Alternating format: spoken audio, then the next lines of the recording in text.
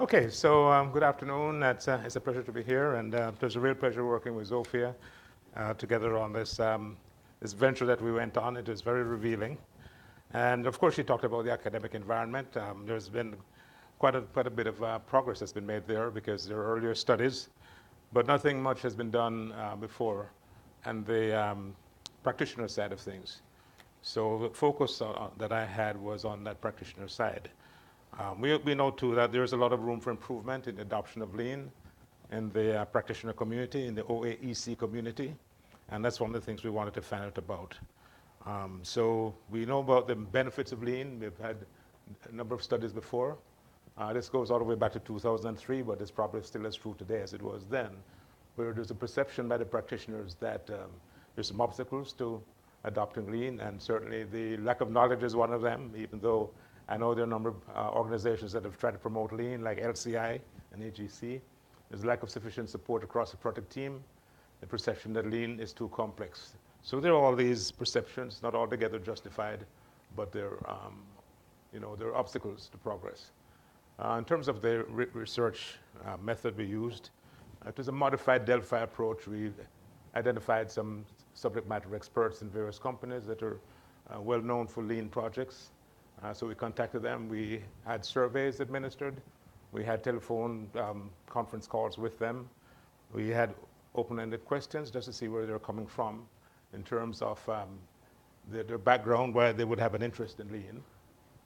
So we asked about their corporate philosophy, their lean journey, how they got where they are, their personal lean background, the approach they used in training, and so forth, and how to remove barriers to lean implementation, because we thought that was very important in terms of advancing knowledge in the practitioner community. These are just some of the companies or organizations that we contacted. You see LCI over on the left, DPR, AGC, and so forth. So to say a little bit about our outcomes of the investigation. We started talking with LCI, and in the middle there is Dan Heinemeyer, who is the executive director of LCI, the Lean Construction Institute in the US. It's a growing organization. They have a number of communities of practice in different cities. 31, I think I've heard 32 as well. They publish and distribute educational books and lean simulations. They produce the Lean Construction Journal. As a matter of fact, Dr. Abdelhamid at the back there is editor of the journal.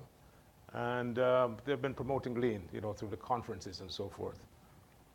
And they've had rapid membership growth.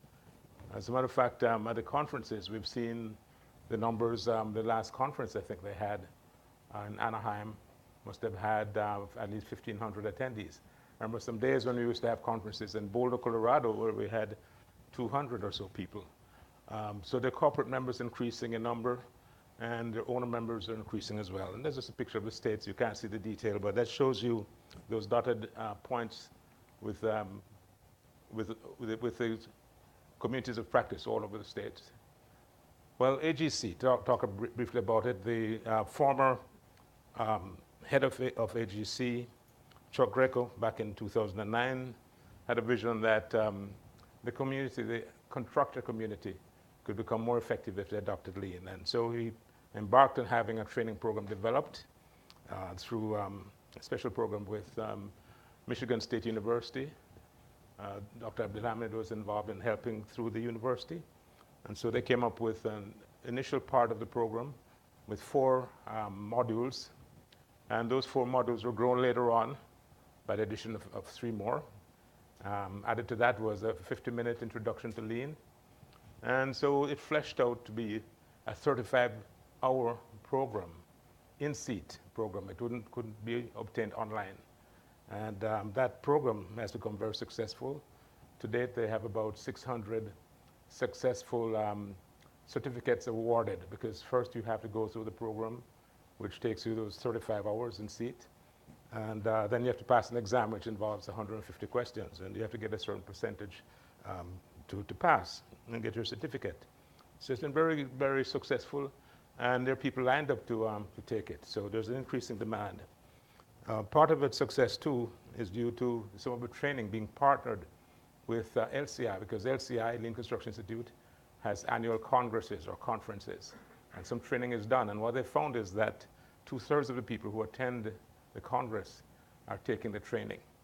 So that training might be for their personal enlightenment, or it might be in conjunction with the requirement of HEC to have a certain number of courses available. This in terms of the content, as Ophir mentioned before, there are a number of sections that mirror academia to some extent. These are some of the topics that are taught in academia. And academia has been doing this for quite a while. It has been happening on an emerging basis in the contractor community, even in the owner community, very, very slowly. So there's no uniformity there. There's a lot more uniformity in the academic environment. But these are some of the topics: variation in production systems, pull in production, lean and work structuring, the last planner system, of course, that's omnipresent, lean supply chain and assembly. And they have over 118 presenters or facilitators nationwide in the US, and the number is growing. So there's increasing interest, and more people are taking the certification. Well, let's not use the word certification. They prefer to say it's a certificate. It's a construction CM certificate. That's what they call it. After talking with them, we went on to begin talking with some companies, and we started with J.E. Dunn. And there's a picture of Rebecca Snelling, who worked with them as a consultant initially with J.E. Dunn, trying to deploy lean methods. And they liked what was happening. They made her an offer. She went to work with them. And I think that's back about 6 years ago or so. And in that time, she's added a number of people working with her. So there's a team of 10 people now doing this, providing these services company-wide. And in terms of training, they have their own training program that they're developing. It involves the Lego airplane, parade of trades, silent squares, a lot of what's happening in academia as well, they've been doing. Interesting, she said, the best lean facilitators do not grow on trees. They have to have certain attributes. They look for people who are curious but humble, okay? Because those are important attributes in terms of being able to facilitate and work with people and so forth. Then we went on to, well, just to say a little bit more about J.E. Dunn, they try to deploy facilitators company-wide. But the facilitators are trained, and what Rebecca does is have them go through facilitation training. She facilitates for them and shows them how it's done. Then she co-facilitates with them. And then after that, have them facilitate by themselves. And there's a critical review using plus delta approach. So that's how she sort of grows the team. DPR has been doing this for a while. And of course, you see a $1 million smile there from Dean Reed. Initiated the program way back. He was involved with some early efforts in lean, in the development of lean. And as you may have heard this morning from another presenter, they've taken lean very seriously at DPR Construction. They have an East Coast leader of lean and a West Coast leader of lean.